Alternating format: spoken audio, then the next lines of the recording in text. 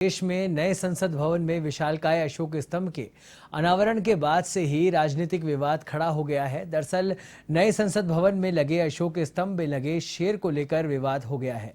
ऐसे में विपक्ष ने इतिहास से छेड़छाड़ कर अशोक स्तंभ के शेर को बदलने का आरोप लगाया है। विपक्ष का आरोप है कि हमारे राष्ट्रीय चिन्ह में जो शेर है वो शांत है और उनका मुंह बंद है, जबकि नए संसद भवन में लगे अशोक स्तंभ का शेर आक्रामक और उसका मुंह खुला हुआ है। इसी मसले पर कांग्रेस प्रवक्ता गौरव वल्लभ से खास बातचीत की एवन टीवी के दिल्ली संवाददाता ज्योति सिंह ने।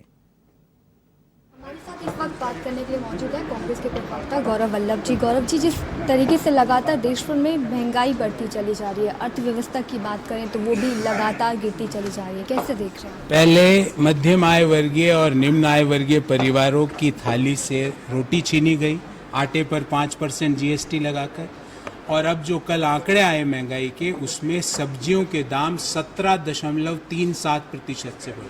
तो पहले रोटी गई, अब सब्जी भी गई, और वित्त मंत्री जी चुप्पी साधी हुई है। कल जो आंकड़े भारत सरकार ने देश के सामने रखे, उसमें 3 प्रमुख आंकड़े हैं। जो महंगाई की दर है, लगातार पिछले 6 महीनों से रिजर्व बैंक की जो एक्सटर्नल आउटर लिमिट है 6%, उससे ज़्यादा है। एवरेज इन्फ्लेशन है पिछले 3 महीनों में वो 7.3% रहा है।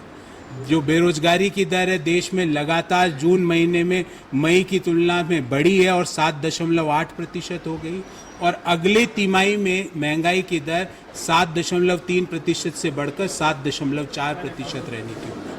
तो लगातार महंगाई 7 के बाहर है, लगातार बेरोजगारी की दर 7 के बाहर है, और रुपया पिछले 6 महीनों में 7% से ज़्यादा हाश हो चुका है डॉलर के मुकाबले।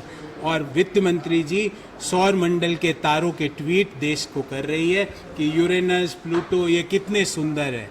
वित्त मंत्री जी, वो तो सुंदर है, वहाँ पे अच्छे रंग भी है, पर हमारे जीवन से आपने रंग गायब क्यों कर दिए, और उन रंगों को वापस लाने के लिए आपकी सरकार के पास क्या उपाय है, ये हमने सवाल पूछा।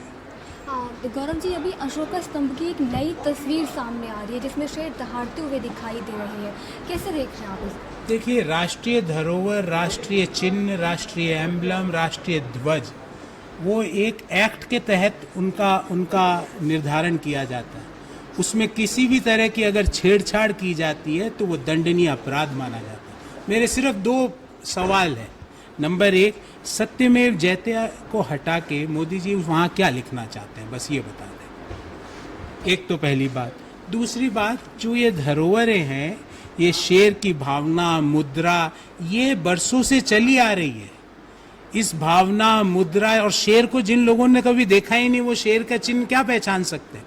शेर एक गंभीर जानवर है, वो राजा है।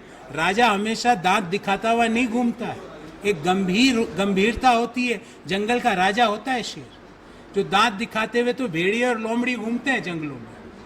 तो इस गंभीरता को खत्म ना करें। ये राष्ट्रीय धरोहर है, ये राष्ट्रीय चिन्ह है। इनकी जो अहमियत है वो लोगों के मन में और देश के लोगों में बहुत ज़्यादा है। बीजेपी का कहना है कि बाकी मुद्दों की तरह इस मुद्दे पर भी कांग्रेस राजनीति कर रही है। क्या सत्यमेव जयते अगर हम बोल रहे लिखवाने को तो गलत है?